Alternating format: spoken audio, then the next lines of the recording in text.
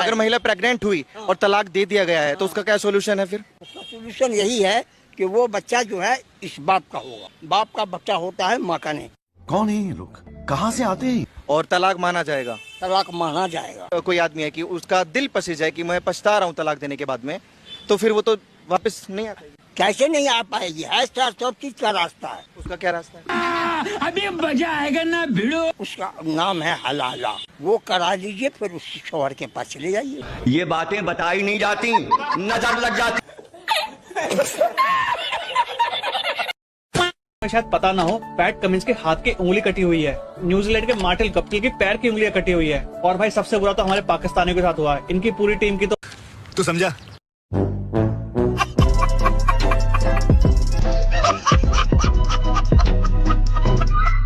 जय जय श्री राम। मेरे सभी सनातनी भाइयों को स्वागत है आपका एक और ब्रांड न्यू वीडियो के अंदर, जिधर मैं लेकर आ चुका हूं आपके लिए फिर से बेहतरीन वीडियो क्लिप्स। तो बिना देर करते हुए जल्दी से वीडियो को लाइक कर दो, और अभी तक आपने हमारे चैनल को सब्सक्राइब नहीं किया है तो चैनल को सब्सक्राइब करके बेल आइकन को दबा देना, और नीचे कमेंट बॉक्स के अंदर जय श्री राम का नारा जरूर लगा देना, क्योंकि इससे एक सकारात्मक ऊर्जा मिलती है।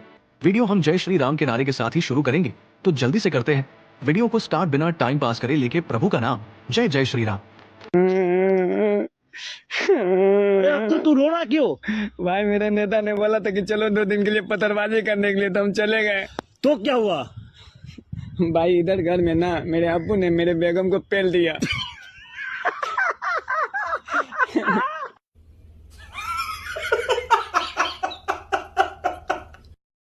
हमें पता है कि जो विधानसभा में आपके साथ होता था, जैसे हमारी अभी सीएम महोदया ने कहा, बहुत बुरा होता था। मैं अभी बैठा हुआ यही कह रहा था, बहुत बुरा समय आपने देखा। लेकिन ऐसा होता है, ये समय का चक्कर है। कभी जो आपको उठा के बाहर फेंकते थे, आज इस विधानसभा में नहीं रही।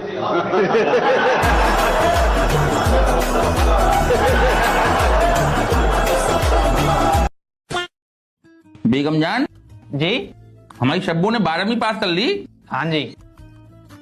ठीक है, फिर अब उसको इंजीनियर बनाता हूँ। इंजीनियर बनेगी शब्बू।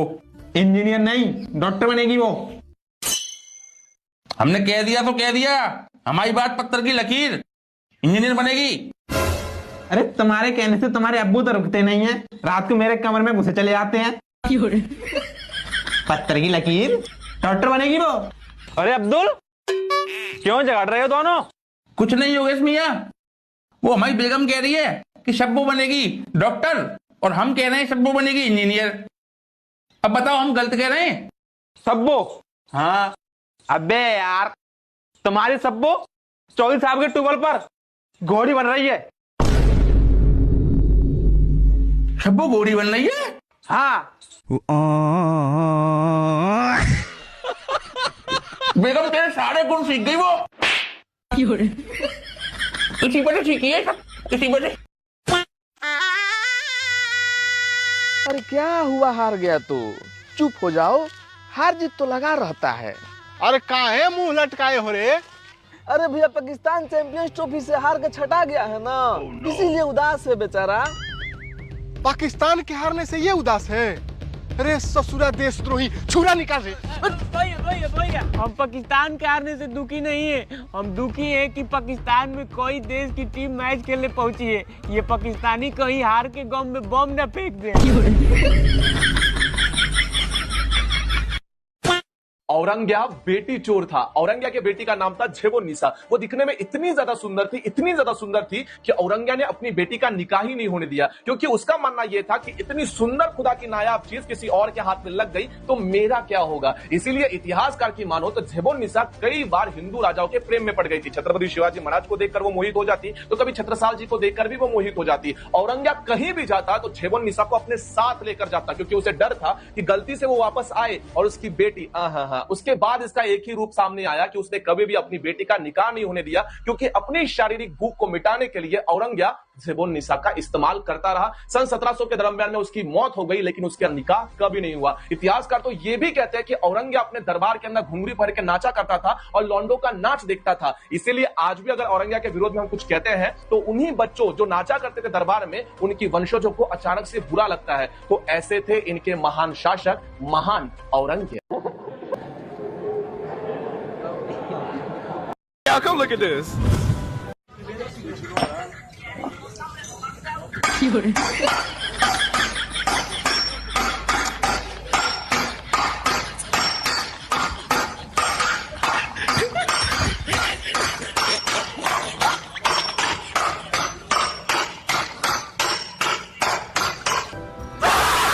अरविंद केजरीवाल ने एक बार प्रधानमंत्री के लिए चौथी पास राजा शब्द का इस्तेमाल किया। ठीक है, वो एक संज्ञा दे रहे हैं, लेकिन वो मोदी जी करके ही, चाहे कितना भी आलोचना कर रहे हो, मोदी जी करके ही कह रहे होते हैं। लेकिन जहां तू तोड़ा की बात आ जाती है, तो वो जो है दिल्ली के अंदर ये सब भाषा जो है कम से कम अभी तक हमने चलती नहीं देखी है। और दिल्ली के लोग जो है खासतौर से इस तरह की भाषा पसंद नहीं करते। अब तू गया बेटा। मोदी ने पाकिस्तानियों के साथ सेटिंग कर रखी है, मोदी ने आतंकवादियों के साथ सेटिंग कर रखी है। मोदी जैसे बड़ा देशद्रोही कोई नहीं है दोस्तों। वो ISI के एजेंट हैं। अरे तुम होते कौन हो? दिल्ली को पूरा राज्य देने वाले तुम्हारे बाप की दिल्ली है। 4 दिन में प्रोफेसर आनंद कुमार और रंजीत झा ने जो कमीनपंथी करी है, मतलब इतना कमीना, तो इतने कमीने हो तुम लोग।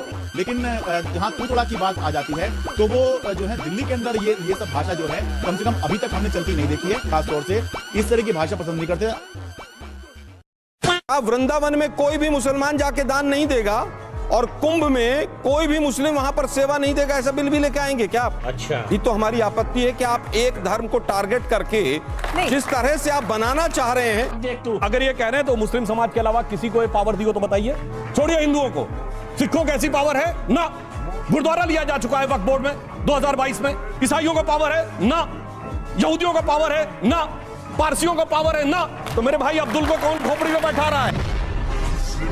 दोस्तों, आज की वीडियो में आपने देखा कि किस तरह से केजरीवाल का चमचा अपने मालिक को शिष्टाचार का पुजारी साबित करने में लगा हुआ था। जैसे उसके मालिक ने कभी कोई अपशब्द बोले ही नहीं है, वो बहुत ही संस्कारी हैं। लेकिन वीडियो के आखिरी भाग में आपने देखा होगा उसके मालिक के संस्कार कितनी मधुर भाषा में झलक रहे थे, जिसे देखकर पूरा देश आनंदित हो गया होगा।